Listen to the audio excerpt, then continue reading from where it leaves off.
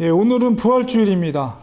우리가 한국교회에서는 부활주일이면 항상 이렇게 계란을 삶아서 예쁘게 포장해가지고 혹은 이제 예쁜 색깔 있는 펜으로 이렇게 말씀도 적고 이렇게 예쁘게 그림도 그리고 이렇게 합니다. 보통 이제 전날에 토요일 날이나 뭐 주일날 좀 일찍 와서 주로 이제 중고등부 학생들이나 이런 학생들이 그걸 만들고 이제 주일학교 부활절날 주일학교 학생들이나 아니면 어른들께 이제 계란을 나누죠. 그래서 성탄절과 부활절은 기독교의 가장 큰 명절입니다. 특별히 이 부활절은 특별히 승리의 날이다. 만약에 여러분이 지금 우크라이나의 전쟁 상황에 있는데 푸틴이 항복을 하고 그 결과로 인해서 러시아가 지금 우크라이나에 많은 피해를 줬는데 그 모든 피해를 보상하게 되었다라고 했을 때 우크라이나 국민들은 그 소식을 들으면 어떤 마음일까요?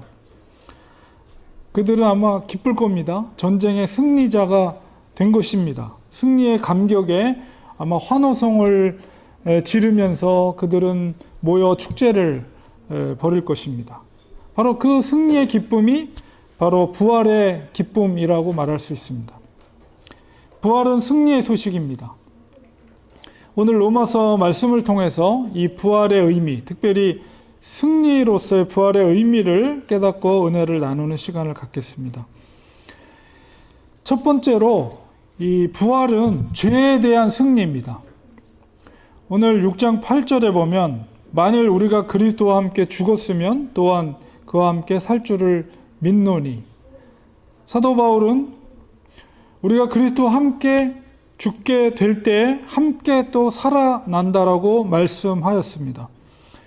여기서 우리가 그리스도와 함께 죽었다는 의미는 6장 10절에 설명하고 있습니다. 6장 10절 전반부에 보면 그가 죽으심은 죄에 대해 단번에 죽으심이요. 바로 죄에 대해 죽었다는 것입니다. 예수님이 오시기 전까지는 인간에게 해결하지 못하는 그런 죄의 문제가 있었습니다. 그것은 바로 인류의 시조가 되는 아담이 지은 죄입니다.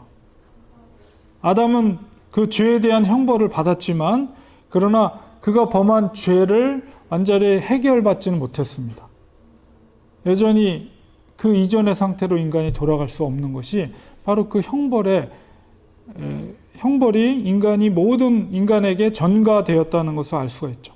어느 누구도 그 죄의 문제를 해결할 수 있는 사람은 없었습니다. 오직 예수님만이 그 죄를 해결하실 수 있는 유일한 분이십니다.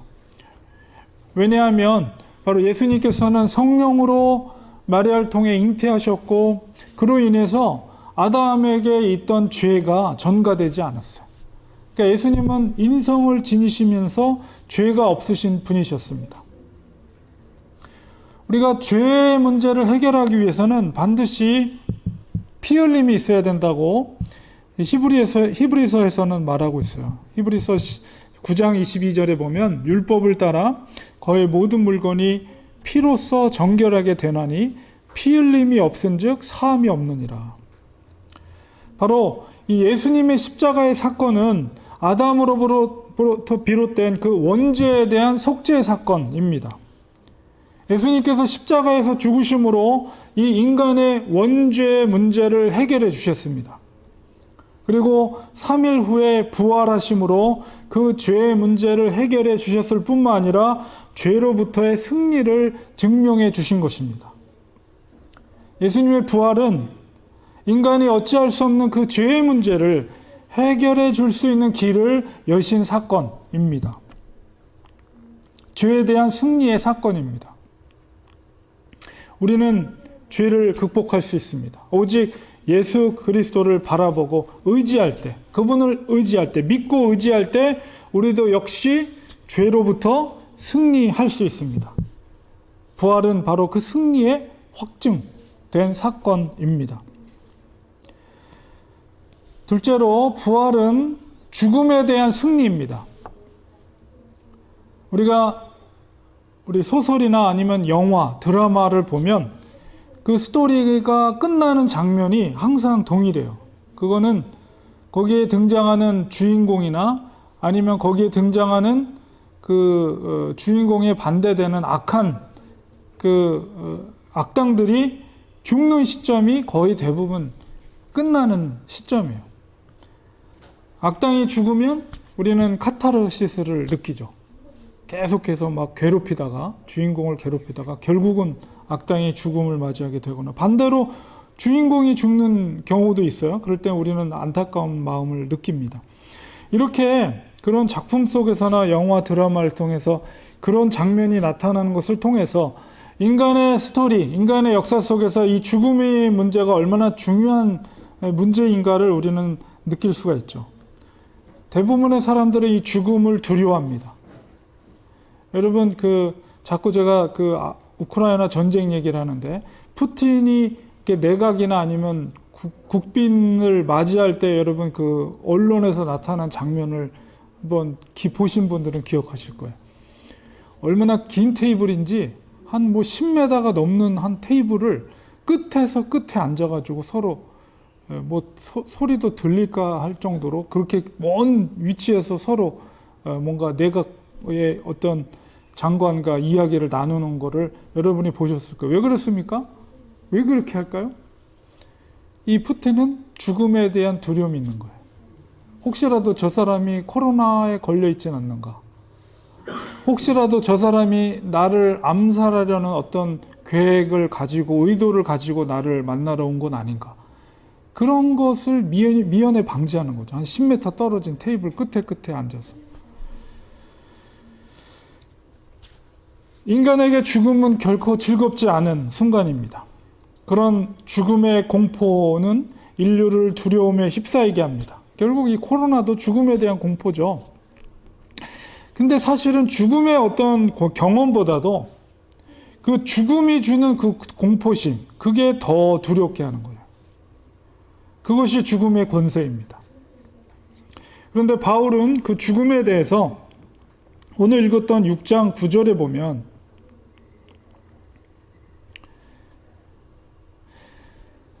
바울은 이렇게 말합니다. 그리스도께서 죽은 자 가운데서 살아나셨음에 다시 죽지 아니하시고 사망이 다시 그를 주장하지 못할 줄을 알미로다. 다시는 바로 그 죽음이 주님을 주장하지 못할 것을 바울이 말하고 있어요. 인류 역사상 죽음의 권세를 이기고 다시 살아나신 분은 오직 예수님밖에 없습니다. 사도 바울은 6장 10절 후반부에 그가 살아계심은 하나님께 대하여 살아계심이니 이렇게 말하고 있어요. 아버지의 뜻에 순종한 아들에 대해 하나님 아버지는 아버지의 그 권세로 아들을 죽음에서 다시 살리셨습니다. 예수님의 부활은 아버지의 뜻에 순종한 아들에 대한 하나님의 은혜입니다. 더 이상 죽음의 권세는 그 아들을 건들지 못합니다. 예수님은 아버지의 은혜로 그 죽음을 이기셨습니다. 예수님의 부활은 죽음에 대한 승리입니다.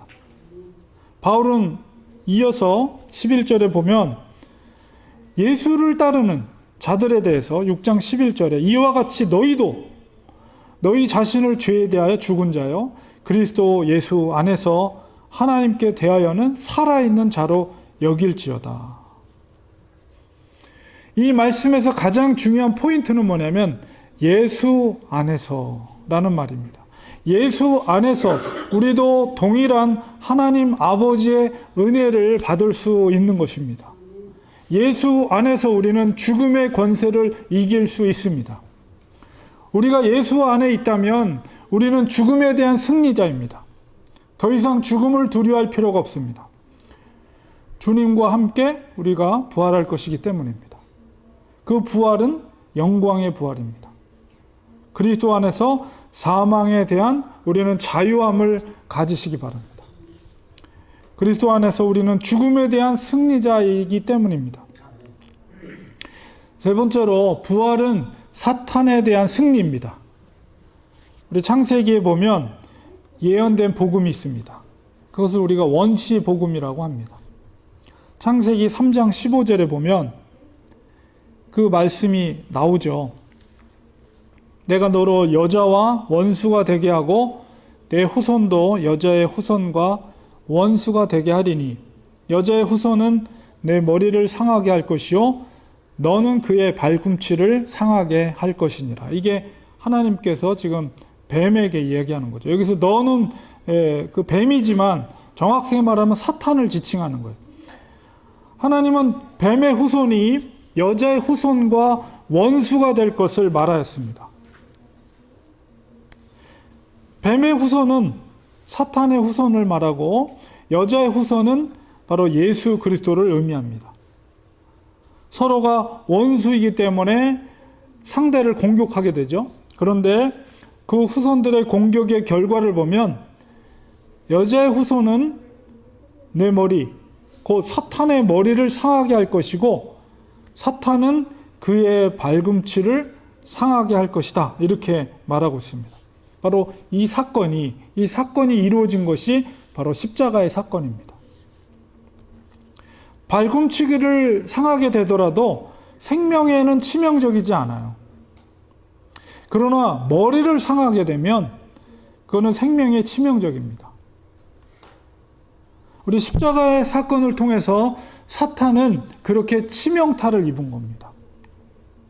전쟁의 승기는 바로 예수님의 손에 쥐어진 것이에요. 예수님께서 다시 오실 때 사탄은 최종적인 심판을 받아 영원한 형벌을 받게 될 것입니다. 십자가 사건으로 발꿈치의 손상을 받으신 주님은 바로 부활을 통해서 회복되셨고 그 부활은 사탄에 대한 승리를 선언한 사건입니다. 그러나 영적인 전쟁은 아직 끝나지 않았어요. 사탄은 머리가 상했지만 완전히 죽은 건 아닙니다. 사탄은 결국 자기가 패배할 것을 알고 있어요. 그렇기 때문에 더욱 발악을 하면서 마지막 힘을 다해서 영적으로 공격을 하는 것입니다. 교회를 무너뜨리고 성도들을 시험에 들게 합니다. 때로는 핍박으로, 때로는 유혹으로 믿는 자들을 시험 들게 합니다. 바울은 바로 그런 상황을 알고 있었기 때문에 승리를 위한 교훈을 마지막에 하고 있어요. 오늘 본문 마지막에 보면 12절, 13절에 두 가지 원리를 12절, 13절에서 제시하고 있습니다. 영적인 전쟁에 승리하기 위해서 첫 번째는 뭐냐면 12절의 끝부분에 몸의 사욕에 순종하지 말 것을 당부합니다. 육체가 원하는 대로, 육체의 정욕대로 삶을 살아서는 안 됩니다. 육체의 정욕대로 사는 것을 바울은 바로 그 몸을 불의의 무기로 죄에 내어주는 것이다. 이렇게 설명하고 있어요. 우리는 육체의 욕심에 대해 절제해야 됩니다. 육체의 정욕대로 사는 것은 바로 사탄이 원하는 거예요.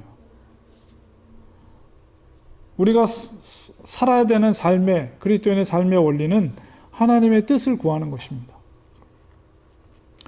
바울은 그래서 두 번째로 13절에 하나님의 의를 따라 살라고 권면하고 있습니다. 바울은 너희 지체를 의의 무기로 하나님께 드리라고 하였습니다. 그리스도인이 이 땅에 사는 원리는 바로 하나님의 뜻과 의가 무엇인지를 분별하고 그 뜻대로 사는 것입니다. 그럴 때 우리는 하나님의 나라를 위한 의의 무기가 돼서 하나님 나라를 확장시킬 수가 있는 거죠. 육체의 정욕이 우리의 몸을 이끌게 해서는 안 됩니다. 주님의 도우심을 우리는 구해야 됩니다. 그러기 위해서 하나님의 뜻을 날마다 구하고 성령님께서 주시는 마음을 따라서 우리는 살아야 돼요. 그것이 바로 주님 안에서 사는 그리스도인의 삶입니다. 결론을 맺겠습니다. 부활은 바로 죄에 대한 승리이며 또 죽음에 대한 승리이며 또 사탄에 대한 승리입니다. 예수님은 이 영적 전쟁터에서 우리의 대장 되십니다. 주님께서는 앞서 행하셔서 사탄의 머리를 상하게 하셨습니다. 우리도 예수 그리스도 안에 머물러 있을 때 우리가 승리할 수 있습니다.